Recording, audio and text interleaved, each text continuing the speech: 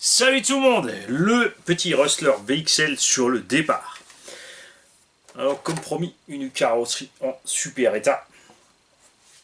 Radio Texas TréQI avec le TSM Vélignon 2 pôles, moteur Vélignon 2 pôles. Attention, le Vario Vélignon 2 pôles ne peut pas encaisser un moteur 4 pôles, il faut donc un moteur 2 pôles. La différence entre le VXL 2 pôles et 4 pôles se reconnaît aux condensateurs qui sont apparents sur le 4 pôles, ce qui n'est pas le cas ici. Le 4 pôles est noyé aussi dans le silicone, alors que celui-ci a un joint d'étanchéité autour, donc je ne dirais pas qu'il est waterproof. Il est splashproof, mais voilà, c'est pas le top. Après, jusqu'à ce qu'il y ait de l'eau qui rentre à l'intérieur de la carreau, il faut y aller quand même, surtout là-haut. Reconnaissance automatique 2 ou 3S, programmable NIMH ou LiPo. Et je vais te montrer comment il fonctionne ce petit Vario et aussi faire un petit rappel à tous les autres qui ne savent pas.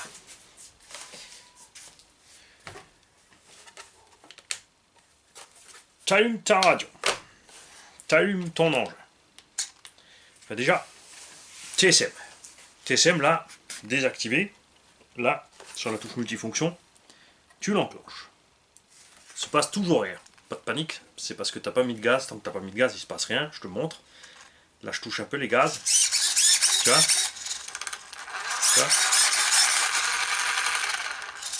Et ensuite, par contre, une fois que tu as touché les gaz, il reste actif.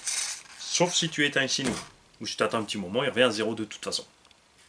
Ça, c'est la première chose.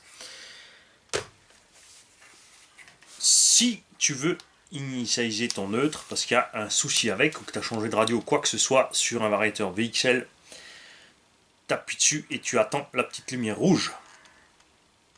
Là, tu lâches direct. Regarde, là, il clignote, tu mets plein gaz. Il reclignote, tu mets frein. Et il te fait le flash vert. Et là, c'est bon. Tu as initialisé neutre. C'est la même chose sur le VXL 6, c'est la même chose sur le VXL 8. Ça, c'est une chose. Pour l'éteindre, soit tu débranches, soit tu restes ici sur le petit bouton. Ensuite, programmation du mode sport. Après c'est race, donc compétition ou débutant. Tu appuies sur le petit bouton et tu restes dessus et tu attends. Un clignotis, c'est sport, 2 c'est sans marche arrière et 3 c'est débutant. Et ça revient à 0 et quand tu lâches, ça prend celui qui a clignoté en dernier. Donc le mode normal, le mode 1, tu as 100% marche arrière avant, enfin avant-arrière évidemment. Mode 2, tu n'as plus que la marche avant, le frein. Et le mode 3, tu es à 50% en marche avant et en frein, puisque les variateurs Vélignon ont autant de marche avant que de marche arrière, et le frein dans les deux sens. On a remis un pignon un peu plus petit, l'engin avait un pignon un peu plus gros qui est livré avec. Tu as vu, ça envoyait sévère. Évidemment, tout ceci fait bien aussi chauffer le moteur et le vario, etc. Là, on a remis un petit pignon 18-19.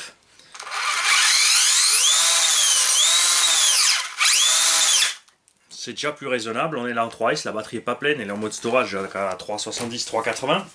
Donc tu la rechargeras en récupérant le véhicule. Suspension arrière, bien souple, tu vois. Ça encaisse. C'est important en deux roues motrices que la suspension arrière puisse squatter pour encaisser les coups pour pas monter direct. Sinon, elle a été nettoyée, contrôlée, tout va bien dans cette petite machine. Tu as la possibilité aussi avec cette radio TQI de mettre le module Bluetooth si tu es un fan de réglage par le téléphone ou machin ou autre, ou l'électronique. Tu as toute la boîte de pièces de rechange avec qui contient quasiment un deuxième Rustler. Je dis bien quasiment, on manquera peut-être 2-3 petits éléments, peut-être un triangle ou une fusée ou autre. Il y a les vis, il y a couronne, pignon, tout ce qu'il faut. À ce sujet d'ailleurs, tu as aussi une couronne en plus de la part de Tonton Zébu. Parce que dans la Rallye Fiesta de chez Traxxas, il y a le même module que sur les petits deux roues motrices là. Comme nous on est passé en brushless dessus, on a mis évidemment les pignons qui vont bien. On a donc une couronne en rab ici. Comme je l'avais dit dans la vidéo, les petits bruits venaient uniquement des petits grains de sable qui sont passés dans la transmission. Tu as encore 4 roues pistes à bord. Et le combo charbon aussi que je t'ai promis de mettre pour le petit. Tout comme le cerveau métal, plus un cerveau plastique d'origine encore pour l'engin qui est plus ou moins en kit à l'intérieur. La notice, ça aussi. Il y en a plein qui s'obstinent à ne pas me trouver. Ah, je t'ai trouvé aussi à ce sujet, j'ai chopé aussi encore des biellettes RPM pour remplacer ces biellettes là au cas où. Pour le petit, il n'aura pas besoin de biellettes renforcées ou quoi que ce soit si tu n'as pas ces biellettes avec. Sur le site Traxxas, tu vas sur Showroom, tu sélectionnes ton modèle. Quand tu es là, tu vas dans Downloads et ensuite apparaît toute une liste de choses que tu peux télécharger en français, en allemand, en anglais, ce que tu veux.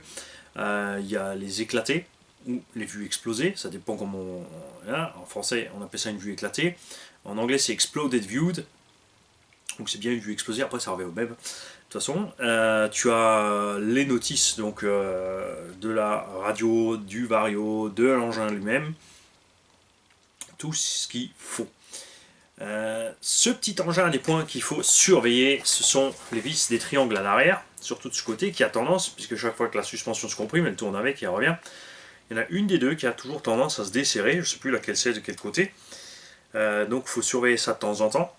Évidemment, si tu as des soucis de cardan, à un moment ou un autre, tu pourras les remplacer par les cardans GPM, par exemple, pour slash 4x4. L'engin étant beaucoup plus léger, ça tient dans slash, donc ça tiendra là-dedans sans problème. Mais déjà, les cardans d'origine, normalement, tiennent un moment. Tu peux avoir des kits de réparation pour pas cher. Les cardans des versions renforcées actuelles se montent aussi, sans souci. Si tu casses quelque chose à l'avant, tu peux monter des fusées ou des chapes RPM, des renforts RPM. Tu peux évidemment te rajouter à toutes les sauces des pare-chocs et autre chose. Ça sera à toi de voir. En tout cas, celui-là, il est complet, il fonctionne. Maintenant, mieux que ce que tu as vu à l'essai. J'ai débranché la lipo.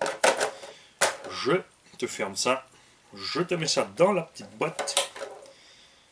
Et on attend tes nouvelles pour savoir si tu t'es éclaté avec cette machine. Ou si tu t'éclates et si évidemment le petit est content. Donc pense au mode 50% pour le petit. Tu as quand même une lipo 3S à bord. C'est peut-être plus judicieux de mettre une...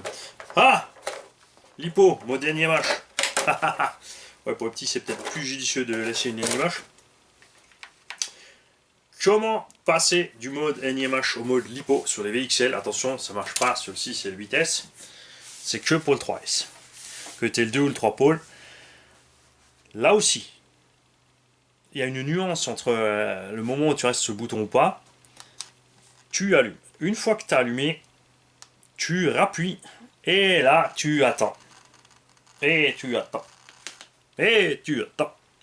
Et tu attends toujours et encore. Et voilà. C'est passé au rouge, mode NIMH. Ne roule jamais en lipo avec ce mode là, ça n'ira pas du tout. Pour revenir, c'est pareil. Tu appuies. Et tu attends. Et tu attends. Et tu attends toujours. Et tu attends encore. Et c'est repassé au vert. Voilà, ça c'est pour le mode NIMH. Donc ne confondez pas le neutre avec la programmation pour passer en mode 50%. C'est quelque chose que je reproche un peu à ce vario. Je trouve que la programmation mode sport, race ou débutant devrait être avant la manip pour le neutre. Parce que quand tu lâches ton bouton trop tôt, c'est sur le neutre. Là, les gens jouent avec la gâchette. Mince, qu'est-ce qui se passe? Ça marche plus. Ils appuient, ils font des trucs et au résultat, ils dérèglent le neutre et il n'y a plus rien qui marche. C'est Mimi, c'est Rara. C'est la même merde. Sur ce, je vous laisse pour l'instant. Ouais, je sais, je vous laisse plus tranquille. Matin, midi, soir, ça enchaîne sévère. Salut.